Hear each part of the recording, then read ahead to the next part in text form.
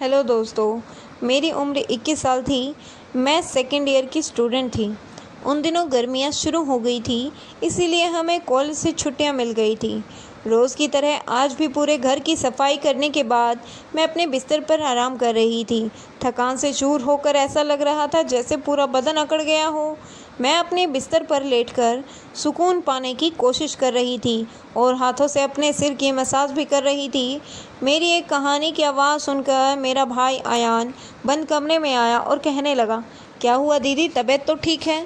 मैंने कहा, क्या भाई, मम्मी सारा काम मेरे सर पर डालकर चली जाती है। कॉलेज की छुट्टियां क्या हुई, सारे घर की जिम्मेदारी मुझ पर आ गई है। ऊपर से मुलाजिम भी छुट्टी पर हैं। मुझसे नहीं होते यह घर के काम। मेरी बात सुनकर वह मेरे पास बैठ गया और कहने लगा, मेरी प्यारी बहन, कोई बात नहीं, मैं अभी तुम्हारे लिए दूध लेकर आता हूँ, उसे पियोगी तो सुकून मिल जाएगा। आयान की बात सुनकर मैं मुस्कुरा दी और कहा, बस तुम खाना बनाकर बाहर से ले आना, मैं थोड़ी देर सोऊंगी। इसके बाद वह वापस आया। उसे उस पर बहुत प्यार आया। दुनिया में बहुत कम हैं ऐसे भाई होते होंगे जो अपनी बहनों का इतना ख्याल रखते हैं। मैं उसे ढेर सारे आशीर्वाद देने लगी और उसका लाया हुआ दूध पीने लगी। दूध पीने के बाद मुझे गिलास एक साइड पर रखा और लेट गई। आयान कहने लगा, चलो मैं तुम्हारा सिर दबा देता हूँ, तुम सो जाओ। वह मेरे सिरहाने बैठ गया और अपने हाथों से मेरा सिर दबाने लगा। मुझे भी सुकून आने लगा था, दर्द भी कम होने लगा था। मैं आंखें मूंद कर सोने लगी और गहरी नींद में चली गई। पता ही नहीं चला कि घंटों तक मैं सोती रही थी। मेरी आंखें मम्मी की आवाज़ पर खुली। मैं हड़बड़ा कर आंखें खोली तो मेरा सिर बुरी तरह से बेजोल था। घड़ी पर टाइम देखा तो रात के 9 बज रहे थे। मुझे एकदम झटका सा लगा। बड़ी अजीब बात थी कि पापा ऑफिस से वापस आ चुके थे। शायद थकावट की वजह से मुझे वक्त का एहसास ही ना हुआ। मैं उठकर जैसे ही 2 कदम चली तो मुझे चक्कर आ गए। आंखों के आगे अंधेरा छा गया। अगर दीवार पर हाथ ना रखती तो यकीनन गिर जाती। मैं फ्रेश होकर बाहर आई तो खाने की टेबल पर सब बैठे मेरा ही इंतज़ार कर रहे थे। मैं जाकर आराम से कुर्सी पर बैठ गई। वह मुझे देखकर आयान खाना मेरे प्लेट में डालने लगा और फिर मम्मी से कहने लगा, मम्मी, अनु पर काम का बोझ थोड़ा कम डाला करें। अगर मुलाजिम नहीं आ रहे हैं तो उसकी जगह किसी और को रख लें। यह बेचारी सारा दिन काम करके बड़ी थक जाती है। देखो तो इसकी रंगत भी पीली पड़ चुकी है। मेरी हालत वाकई ही ख़राब हो चुकी थी। मैं काफ़ी थक चुकी हुई महसूस कर रही थी। मेरी मम्मी और पापा दोनों ही जॉब करते थे क्योंकि सिर्फ पापा की जॉब से घर चलाना मुश्किल था। ऊपर से हमारी पढ़ाई के खर्चे भी बहुत कम नहीं थे, इसीलिए मेरी मम्मी भी उसी कंपनी में जॉब करती थी जहाँ पापा करते थे। मैं और अयान कॉलेज जाते थे, मगर अभी गर्मियों की वजह से छुट्टियाँ थी, हमें घर ही रहना पड़ रहा था। मैंने यह बात नोट की थी कि पिछले कुछ दिनों से अयान मेरे साथ कुछ ज़्यादा ही अटैच हो चुका है। जब से मुझे छुट्टियां हुई थी वह मेरे बहुत ख्याल रखने लगा था। अगर मैं घर का कोई काम कर रही होती तो आकर मेरी मदद करने लगता, मगर मैं थक जाती तो मेरा सिर दबा देता। मैं उसे मना करती मगर वह कहता कि नहीं, तुम थक चुकी हो, इतना काम करती हो, मेरा हक है कि मैं तुम्हें सुकून पहुंचाऊं। मैं भी खामोशी से लेटी रहती, मगर एक रात जो कुछ हुआ उससे मेरा होश उड़ गए थे। क्या यकीनन कभी ऐसा भी कर सकता है? मैं अपने कमरे में सो रही थी। आधी रात के वक्त मुझे महसूस हुआ जैसे कोई मेरे कमरे में आया है, आहिस्ता से चलता मेरे बिस्तर के करीब आया हो। भले ही मैं सो रही थी मगर मेरा जहन बेदार था। मुझे हड़बड़ा कर आंखें खोल दी। कमरा अंधेरे में डूबा हुआ था। जब मैंने उठकर देखा तो अंदर कोई भी नहीं था, बस कमरे का दरवाज़ा थोड़ा खुला हुआ था। मैं सोने से पहले हमेशा दरवाज़ा बंद करके सोती थी, फिर खुद कैसे खुल सकता था? मैं नींद से भरी आंखों से उठी और दरवाजे को लॉक करने लगी। दरवाज़ा लॉक करने के बाद दोबारा पलटकर बिस्तर पर सो गई। मेरी आंखें बंद होते ही एक बार फिर मुझे मामों की आहट सुनाई देने लगी, जैसे कोई बिस्तर पर मेरे पास बैठ रहा हो। ऐसा लगा जैसे कोई अपना हाथ मेरी ओर बढ़ा रहा हो, लेकिन जब मैंने पलट कर देखा तो कोई नहीं था। मुझे घबराहट होने लगी थी। मैंने उठकर कमरे की लाइट ऑन कर दी। दरवाज़ा खोलकर भी बाहर देखा, मगर वहाँ पर कोई भी नहीं था। आज से पहले ऐसा कभी नहीं हुआ था जो अब हो रहा था। मुझे प्यास लगी तो मैं कमरे का दरवाज़ा खोलकर बाहर निकली। उसी वक्त अयान भी अपने कमरे से बाहर निकला। मुझे देखकर उसने पूछा, क्या बात है, आप अभी तक जाग रही हैं? मैंने जवाब दिया, कुछ नहीं, बस मेरा ऐसा महसूस हुआ जैसे कमरे में कोई मौजूद हो। पानी पीकर मैं दोबारा कमरे में आई और पीछे पीछे वह भी आ गया। उसने कहा, आपको डरने की ज़रूरत नहीं है। अगर आपको डर लग रहा है तो मैं आपके पास सो जाता हूँ। मैंने उसे मना करते हुए कहा कि नहीं, तुम्हें अपनी नींद खराब करने की ज़रूरत नहीं है, तुम अपने कमरे में सो जाओ। लेकिन वह ज़िद करने लगा, मैं आपको अकेला किसी भी हाल में नहीं छोड़ सकता, आपकी तबीयत ख़राब हो सकती है, मैं आपको तकलीफ़ में नहीं देख सकता, आप सो जाएं, मैं यहीं सो जाती हूँ। आखिरकार मैं बेड पर जाकर सो गई और उसने तकिया उठाकर सोफ़े पर रख लिया और वहीं सो गया। उस रात मुझे ऐसा महसूस हुआ जैसे कोई मेरे सर के पास बैठकर मुझे बहुत देर तक देखता रहा हो। उसने मेरे बालों को सहलाकर मेरे चेहरे पर उंगलियां फेरी और मैं सुकून से सो रही थी। मुझे सब कुछ एक सपने जैसा लग रहा था। अगली सुबह जब मैं उठी तो मेरा मूड बड़ा अजीब था, लेकिन जब मैंने अपने भाई पर गौर किया तो मैं हैरान रह गई। शुक्र था कि मैंने अपने जिस्म को दुपट्टे से ढक रखा था। मेरी कमीज़ बेतरतीब हो चुकी थी। मुझे हैरत हुई क्योंकि आज से पहले मैं कभी इस तरह आराम से सोई नहीं थी। आज मैं बहुत खुश महसूस कर रही थी। जाने क्या वजह थी। मैंने उससे पूछा तो उसने कहा, मैं तो रोज़ ही इतना खुश रहता हूँ। जिससे आपको जैसी बहन मिल जाए वह क्यों ना खुश हो। घर के सारे काम निपटा कर जब मैं बैठी तो अयान तेल लेकर मेरे पास आ गया। कहने लगा, अनु दीदी आप अपने बाल ले आए, मैं आपके सिर में मसाज कर देता हूँ। मुझे उसकी हरकतें अजीब लगने लगी थी। मैंने कहा, यह तुम्हारा काम नहीं है, जाओ अपने दोस्तों के साथ घूमो फिरो, मुझे मसाज की ज़रूरत नहीं है। मगर उसने मेरी बात नहीं मानी और खुद ही मेरे बालों से कलेक्चर उतार कर कहने लगा, आप नखरे मत किया करें, किस्मत वालों को ही ऐसे भाई मिलते हैं। जब आपका भाई आपके खूबसूरत रेशमी बालों में मसाज करना चाहता है तो आपको क्या समस्या हो सकती है। आ जाएं, मैं आपके सिर की मसाज कर देता हूँ, आपको बहुत सुकून मिलेगा। वह मुझे उठाकर कमरे में ले गया। मैं बेड पर तकिया रखकर लेट गई। मेरे बाल बेड से नीचे लटक रहे थे। वह मेरे सिर के पास बैठकर मेरे बालों की मसाज करने लगा। अयान मुझसे 4 साल छोटा था, मगर मुझे नाम से बुलाता था। कहता, आप इतनी प्यारी हैं कि आपको देखकर दिल करता है कि आप हमेशा इसी तरह मुस्कुराती रहें और मैं आपकी लाड उठाता रहूं। वह मेरे बालों की मसाज कर रहा था और उसके हाथों में जैसे जादू था। मुझे इतना मज़ा आया कि मैं नींद की वादियों में खोने लगी। तेल की खुशबू भी बहुत ज़बरदस्त थी। मैंने उससे पूछा, ये कौन सा तेल है। वह बोला, यह बहुत ही ख़ास तेल है, ख़ास आपके लिए। आपने जो इतने हसीन बाल हैं ना, उन्हीं बालों के लिए बना है। उसकी बातें बहुत प्यारी थी। मैं समझ नहीं पाती थी कि वह किस तरीके से बात कर रहा है। बहरहाल मसाज के दौरान ही मैं नींद में खोने लगी। कुछ देर बाद जब मेरी आँख खुली तो मेरा पूरा बदन दर्द से टूट रहा था। ऐसा लग रहा था कि जैसे मेरी टांगों पर बहुत ही ज़्यादा वज़न रख दिया गया हो। पूरे बदन में दर्द सराई कर रहा था। धीरे धीरे उठकर बैठी और आसपास देखने लगी। जब अपने भाई पर गौर किया तो मैं हैरान रह गई। वह पूरी तरह भीगी हुई थी, जैसे किसी ने मुझे नहला दिया हो। कपड़े गीले थे और पंखा बंद था और गर्मी भी। यह सब क्या हो रहा था। मैं बड़ी ही मुश्किल से बिस्तर से उठी। मुझे चक्कर आ रहे थे, चलना मुश्किल हो रहा था। मैं अपनी हालत समझ नहीं पा रही थी कि यह सब क्या हो रहा है। बड़ी मुश्किल से चलकर बाथरूम गई और मैं फ्रेश हुई थी। अपनी हालत पर गौर किया तो मुझे ऐसा लगा कि जैसे मैंने सोया नहीं बल्कि कोई मेहनत वाला काम कर रही थी। जब मैं कमरे से बाहर निकली तो मुझे फुसफुसाने की आवाज़ आई। ऐसा लग रहा था कि जैसे कोई किसी से कह रहा हो कि घर में मेरे और उसके अलावा कोई नहीं था। फिर वह किसके साथ बात कर रहा था। मैं पहले किचन में पानी पीने गई, मगर तब तक आवाज़ आनी बंद हो गई थी। मैं किचन के दरवाजे के पास खड़ी थी जब वह व्यक्ति बैठक से निकला। उसके हाथ में काफ़ी पैसे थे, जिन्हें देखकर वह मुस्कुरा रहा था। मेरे माथे पर बल पड़े। अगले ही पल उसकी नज़र मुझ पर पड़ी। मुझे देखकर कहने लगा, आप उठ गई हैं। मैं चलते हुए उसके करीब आई। वह हड़बड़ा कर पैसे अपनी पैंट की जेब में डाल रहा था और मगर मैंने उसका हाथ पकड़कर उन पैसों को सामने लाकर कहा, इतने पैसे तुम्हारे पास कहाँ से आए। वह नज़रें झुका चुका था और कहने लगा, आप प्लीज़ पापा को मत बताना। मैं ताज्जुब से थी कि उसने यह पैसे पापा को क्यों नहीं दिए। मैंने सख्ती से पूछा तो वह सहम गया और कहने लगा, यह पैसे तो पापा के एक दोस्त ने कई साल पुराने कर्ज के रूप में लौटाए थे। मैंने सोचा था कि इनसे ही मोबाइल लूँगा, लेकिन उसने पैसे मुझे थमा दिए। मैंने कहा, हाँ तुमने अच्छा किया। घर के हालात देखो किस कदर ख़राब हैं। हमारे माँ बाप दोनों ही नौकरी कर रहे हैं और तुम मोबाइल लेने की बात कर रहे हो। वह शर्मिंदा था। आयान ने वह पैसे रात को पापा को दे दिए थे। उस रात उसने मुझसे कोई बात नहीं की थी और जल्दी सोने चला गया। अगले दिन मैं किचन में काम कर रही थी जब अयान अपने दोस्तों के साथ घर में दाखिल हुआ था, वह जितनी ही हैरान होते उतना ही कम था, क्योंकि वह अपने दोस्तों को सीधा ही लॉन्ज में ही ले आया था। उस वक्त मैं दुपट्टा उतारकर बर्तन धो रही थी।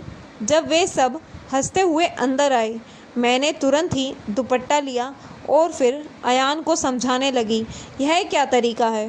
तुम जानते हो कि इस वक्त मम्मी पापा घर पर नहीं हैं, फिर भी इन लोगों को घर ले आए हो।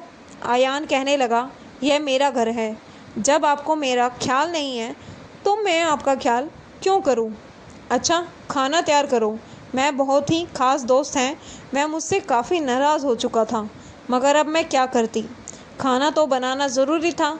मैं उसके दोस्तों के लिए खाना बनाने लगी तो वह बोला कि खाना परोसना भी तुम खुद ही आओगी। मुझे अयान का रवैया हैरान कर रहा था। छोटी सी बात पर वह ऐसा कैसे बदल सकता था? मैंने खाना टेबल पर लगा दिया और मैंने गौर किया कि उसके दोस्त बार बार मुझे घूर कर देख रहे थे। वे सभी अयान को उम्र से बड़े थे और अजीब ही तरीके से घूर रहे थे, जैसे कच्चा ही खा जाएंगे। मैं अपने कमरे में बंद होकर रह गई। जैसे ही वे गए तो मैं अयान पर फूट पड़ी कि दोबारा से तुम्हारे दोस्त मुझे इस घर में नज़र न आए। मगर वह तो अगले ही पल मेरे गाल थामकर कहने लगा कि इतना गुस्सा कहाँ से आ है? उन्हें नहीं आएगा। मैं दोबारा, अगर आप इस बारे में मम्मी पापा को कुछ नहीं बताएंगे। कैसा लड़का था यह, कभी प्यार जताने लगता तो कभी चिढ़ने लगता। बहरहाल मैंने हाँ भर दी थी और अपने कमरे में चली गई। मुझे अयान की हरकतें कुछ मुश्किल सी लगने लगी थी, क्योंकि वह मुझे अजीब ही तरीके से देखने लगा था। उस रोज़ भी जब मैं अपने कमरे में आराम करने के लिए सोई तो अचानक ही मुझे अपने पैरों पर किसी के हाथ महसूस हुए। मैंने बकला कर आंखें खोली तो अयान मेरे पैरों को अपनी गोद में रखकर मसाज दे रहा था। मैंने उसे ऐसा करने से मना किया, मगर वह कहने लगा, मैं जो कर रहा हूँ मुझे करने दें। इस घर में एक मैं ही हूँ जिसे आपकी इतनी फ़िक्र है।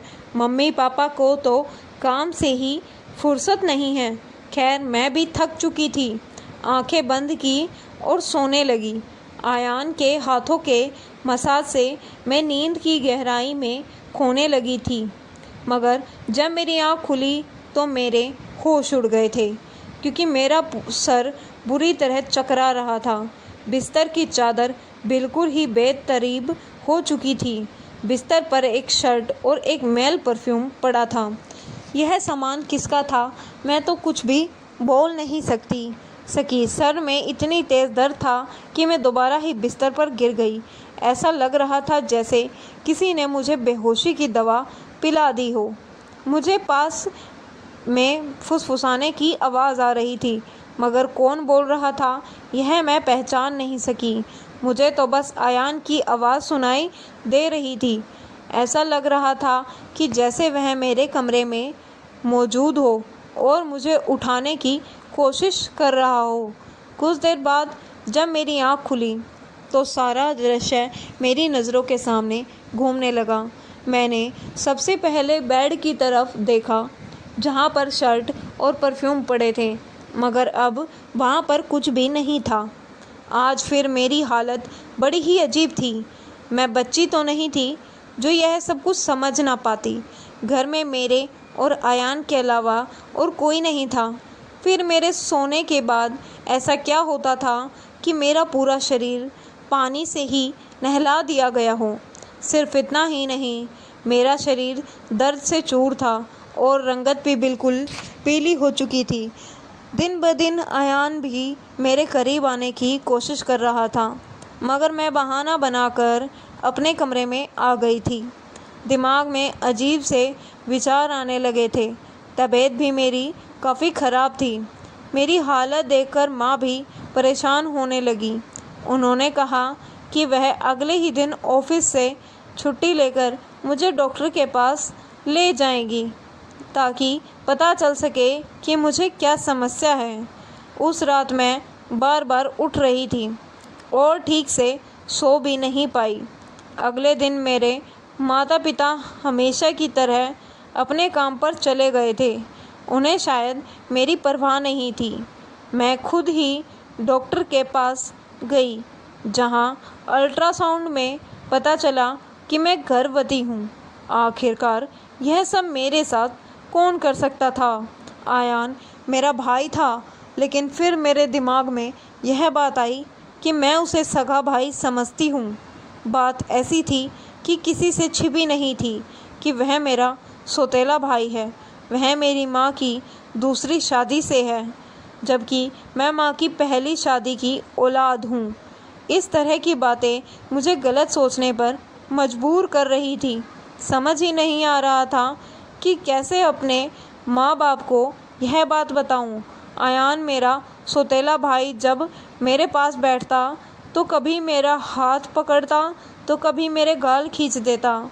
एक दिन मैं अस्पताल गई और अबॉर्शन से पहले डॉक्टर से कहा कि इस बच्चे का डीएनए टेस्ट करें। डॉक्टर ने रिपोर्ट दी और जब मैंने देखा तो मेरी सांसें थम गई। जो मैं समझ रही थी वैसा कुछ भी नहीं था। बच्चा किसी और का था, लेकिन कौन हो सकता था? मैंने अपने कमरे में मोबाइल का कैमरा फिट कर दिया। एक दिन जब माँ बाप घर पर नहीं थे तो आयान फिर मेरे पास आया और मेरे सिर की मालिश करने लगा। मैंने बहुत ही कोशिश की कि ना सोऊं, लेकिन तेल में शायद बेहोशी की दवा थी। जैसे ही मैं उसे सूंघी बेहोश हो गई। 1 घंटे के बाद होश आया। माँ बाप भी घर लौट आए थे। जब मैंने कमरे की रिकॉर्डिंग देखी तो जैसे पैरों तले ज़मीन खिसक गई। आयान मेरे कमरे में अपने उबास दोस्तों को लाता था जो मेरे साथ बुरा बर्ताव करते थे। अपना काम पूरा करने के बाद वे आयान को पैसे देते और चले जाते। यह जानकर मैं टूट गई थी। मैंने कमरे से बाहर जाकर आयान का गिरेबान पकड़ा और थप्पड़ों की बरसात कर दी। मम्मी पापा भी आ गए और पापा ने गुस्से से मेरा हाथ पकड़ लिया। होश में तो हो, पागल हो गई हो, क्यों मार रही हो इसे? मैंने रोते हुए वीडियो दिखा दी कि यह जलील इंसान मेरे साथ क्या कर रहा था। वीडियो देखकर माँ फर्श पर गिर पड़ी। पापा को भी विश्वास नहीं हो रहा था कि उन्होंने आयान को पकड़कर बहुत मारा। उसके मुंह और नाक से खून भी बह रहा था। आयान ने गुस्से में कहा, मैंने इसे कभी भी अपनी बहन समझा ही नहीं। मुझे पैसों की ज़रूरत थी। लोग इसके लाखों रुपए देने को तैयार थे। मुझे अपनी ज़रूरत पूरी करनी थी, इसीलिए मैंने यह कदम उठाया। अपनी बहन की जिस्म फिरोशी करवाई। मैं अपने कानों पर हाथ रखकर बस रोए ही जा रही थी। पापा ने उसे इतना मारा कि वह लहूलुहान हो गया, मगर जैसे तैसे खुद को उसने छुड़वा कर घर से भाग गया और फिर कभी पलटकर उस घर में नहीं आया। मेरे पेट में पल रहा बच्चा नाजायज़ था, जिसका मैंने अबॉर्शन तो करवा दिया, मगर आयान ने जिस कदर घिनौना खेल मेरे साथ खेला था, मैं मरते दम तक नहीं भूल सकूंगी। भाई वही होता है जो आपके सगे वालिदैन से हो। किसी भी अनजान मर्द के सहारे अपनी जवान जहां बेटी को छोड़ना बहुत ही बड़ी बेवकूफ़ी है, क्योंकि शैतान परस्त मर्द हर वक्त सारे में रहता है। वह किसी न किसी बनती हवा की इजाज़त को नीलाम करे। तुम्हें अपनी तमाम देखने और सुनने वाले से यही गुजारिश करूंगी कि हमेशा अपनी बेटी को साथ पर्दे में रखें और कभी किसी की अनजान मर्द के सहारे पर उन्हें अकेला न छोड़ें। इस सारे मामले में गलती किसकी थी? मेरे माँ बाप की, जो पैसा कमाने के चक्कर में बच्चों से बिल्कुल ही बेफिक्र हो गए थे, या फिर मेरी कि मैं अपने सौतेले भाई के साथ अकेली इस घर में रहती थी और उस पर हद से ज़्यादा एतबार करती थी, उसे अपना सगा भाई समझती थी। तो दोस्तों, आपको और आपकी परिवार का ख्याल रखो। यह कहानी सिर्फ मनोरंजन के लिए बनाई गई है। इस कहानी का जीवित पात्र से कोई लेना देना नहीं है। धन्यवाद दोस्तों, मिलते हैं कल एक नई कहानी में।